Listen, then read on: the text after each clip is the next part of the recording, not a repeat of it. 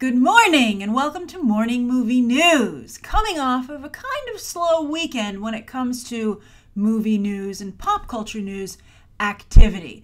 There was certainly a lot of discussion about sports because of the political attention that was paid to it over the weekend.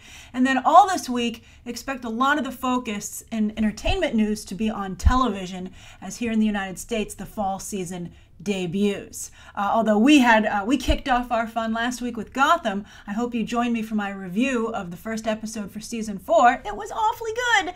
And of course, episode 2 is coming up quickly this Thursday. But anyway, I did manage to find a couple of stories for us to go over today. They're small, so to speak, but I actually think they're quite interesting. So the first is that, as many of you tweeted me, A Star is Born, that remake of that film that's been remade many times now. It's going to star Bradley Cooper and Lady Gaga. Everyone's paying attention to it, of course, because of Lady Gaga. Has been moved. The release date has actually been pushed up. It was originally supposed to come out on September 28th, 2018, but now it's going to come out May 18th, 2018, and probably is now expected to act as, or hoped to act as, counter-programming to Avengers Infinity War and the Han Solo movie. Melissa McCarthy has a picture coming out that month as well that I'm sure she hopes will be counter-programming, but it's one of her movies directed by her husband, Ben Falcone, and those tend not to work out. So I think that this is a very smart move in terms of the counter-programming, but of course some of you are concerned because the September release date seems more like awards fair, right? So the question is, have they lost all faith in A Star is Born as an awards contender? Well, here's how I see it. And I think that a really interesting comparison to make is to Pitch Perfect, which I think they're right in thinking is very similar to A Star is Born in terms of audience appeal. Female-friendly musical, right? Very heavy on the social media, grid, so to speak, right? Now get this. This is where things get super interesting. The first Pitch Perfect came out on September 28th, 2012. Of course, September 28th being A Star is Born's original release date.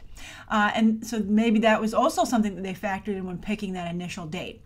That movie went on to do 65 million domestic and 115 million global. And it must have done, those numbers are so-so, but it certainly wasn't an expensive movie. But it must have done quite well on streaming because its audience grew and it had a much bigger date and release for the sequel. And interestingly enough, the second Pitch Perfect came out on May 15th, which is the exact mirror of the new date for A Star is Born in 2015. And that went on to gross 184 million domestic and 287 million global. That's a huge improvement. And I think that my guess is that as A Star is Born comes together in the editing room, the studio says, hey, you know what? We still have faith in you, Bradley Cooper. I mean, it is Bradley Cooper's directorial debut, and it is the third time that this film has been remade. They're like, you know what? It doesn't seem that strong as an awards contender. So you know what? Let's position this instead to make lots of money.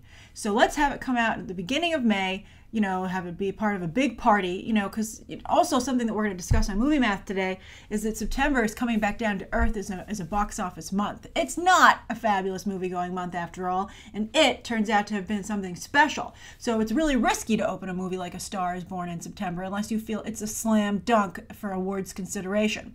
So this way, I think they're very, very cleverly saying, let's position A Star is Born to make a lot of money, be a big hit, and then if it gets enough money and it's a big enough hit and fans love it enough, we can use that to maybe, as a way to get it back into awards season, right? Maybe this movie is not going to convince, the awards community enough on its own that it's awards worthy. Maybe it being a phenomenon is what will do the job. So it's really a question of what's the cart and what's the horse, right? Is the horse, the commercial audience or its awards potential? And clearly they've decided that the horse is audience appeal and that hopefully it'll drag along a cart being awards season. So I wouldn't be concerned about this at all. In fact, I think it's probably going to benefit the film. And I just think it's interesting, Hollywood's very savvy. They look at other movies to decide how they're going to handle upcoming films. And it's clear to me, based on how similar those dates are,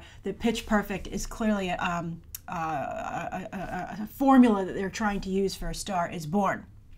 Now, speaking of planning someone's career, as we're going to talk about Gal Gadot again, it's a slow news cycle, and this is an interesting story, and it also follows up on some stuff that we discussed on Friday, and that, of course, is that Gal Gadot's career is finally inching forward. It seems like a weird thing to say because she's Wonder Woman, but indeed, she's having problems, and we discussed the fact that she's going to host Saturday Night Live, and then also she's up for a role in MGM's Deeper, interestingly enough, opposite Bradley Cooper, who we just talked about for A Star is Born. But Bradley Cooper, it would be his movie, and he's not the hottest star right now, so it's not an amazing I'm glad she's in talks for MGM's Deeper, but it's not like, woohoo, it's like, still alive, thank goodness. So that's why it was quite interesting, and again, a number of you tweeted the story to me, that it was revealed late on Friday that she has left her manager. Now, some people are saying this is old news, she left about a month ago, maybe that's how she got the Deeper, the potential Deeper gig in the SNL hosting situation. Maybe wherever she ended up, and no one has said, they're doing a little bit of a better job.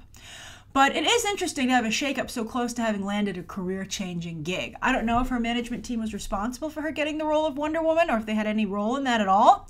But it is, it's unusual to do this. However, I think the lack of traction she has post-Wonder Woman is also unusual. I mean, she hasn't signed any follow-up deals outside of her work in the DCEU, and she has no lead roles in sight because, again, this Deeper movie would not be her film.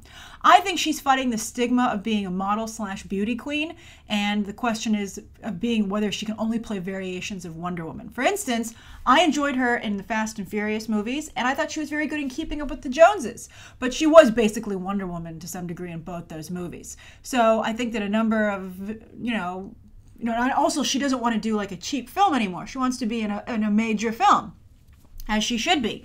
So I think that those people, those directors and those screenwriters have a little bit more to lose. They can afford to be a little bit pickier, and I think they're like, I don't know how good you are, and I'm a little nervous about risking my movie for it.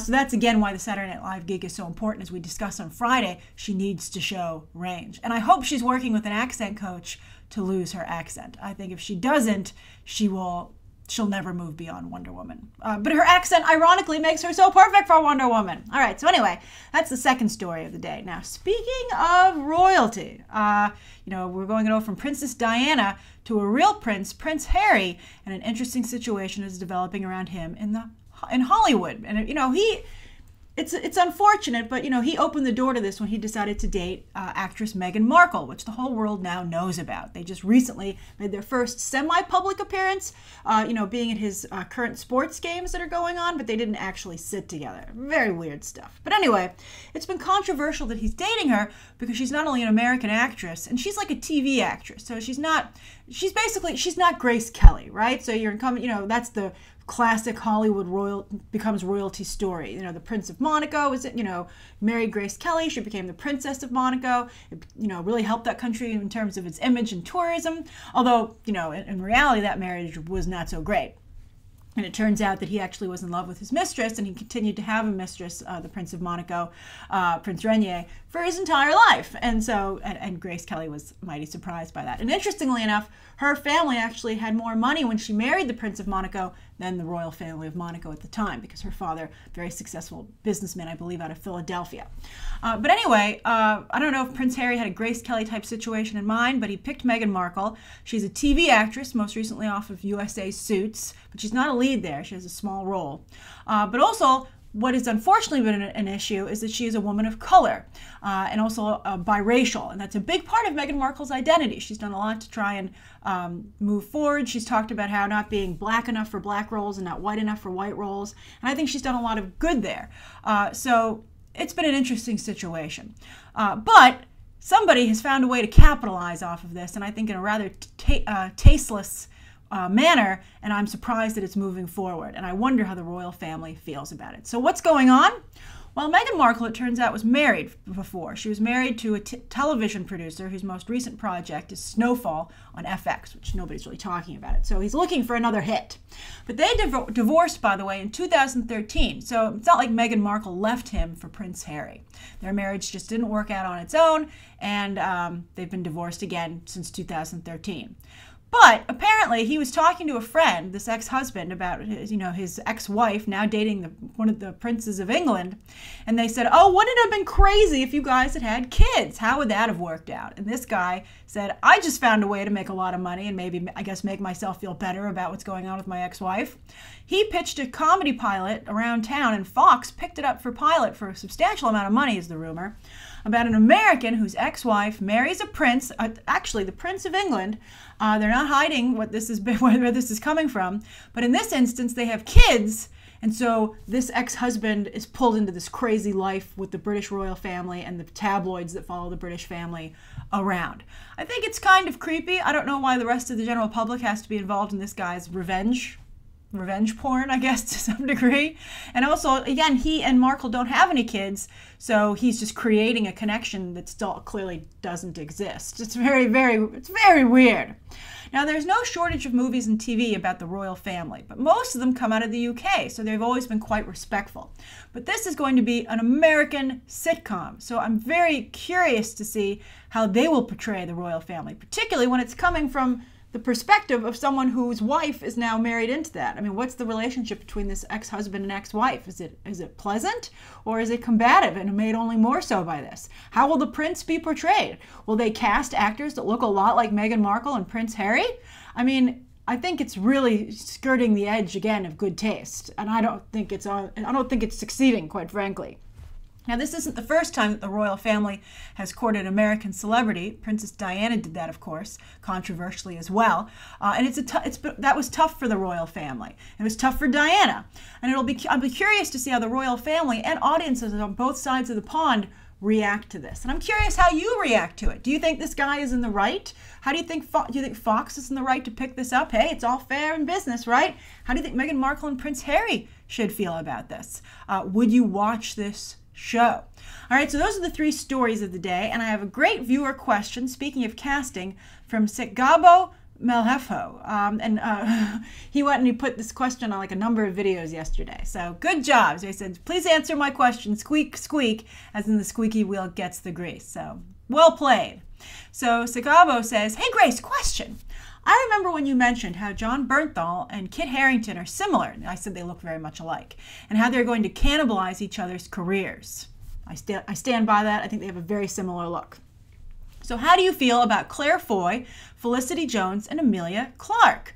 Interestingly enough, two of those, of course, are brunettes for Kathleen Kennedy, because she loves her brunettes, her British brunettes. But anyway, Sikgabo says, who both do similar work, such as Star Wars movies and Breathe, The Theory of Everything, Me Before You, and they look similar. What's your opinion on how actors can distinguish themselves to forge long-lasting careers, and how much an actor's look affects or contributes to their career? Great question. Well, I think the first thing to point out is that Hollywood deals in types. You know, all of the entertainment industry deals in types. And that's just like we're looking for this type. And for actors to get called into casting, they make themselves one of the types that are often looked for. I mean, if you look too unique, Hollywood goes, I don't know what to do with you, unless you can go and establish yourself like Lady Gaga in another vertical. So if you don't fit one of the types that they're looking for traditionally, Hollywood just draws a blank. And again, as we all know, Hollywood is very risk averse. So there's like the hot blonde, you know, like Margot Robbie. Then there's the spunky brunette. And that's what the category that these three actresses fall into. You know, and interestingly enough, Claire Foy has been blonde sometimes, but still, you know, she wants to, she maybe this is just, you know, maybe she got a casting call and it worked and they were like, oh, you know, you work better, just like Emma Stone. You know, a lot of you like to point out that Emma Stone is a natural blonde, but it just doesn't work for her. She's very successful as a redhead. That's what everybody likes. That's what audiences like. So that's what Hollywood likes. And she just, it's unfortunate. She just can't get out of that box. There's nothing she can do about it.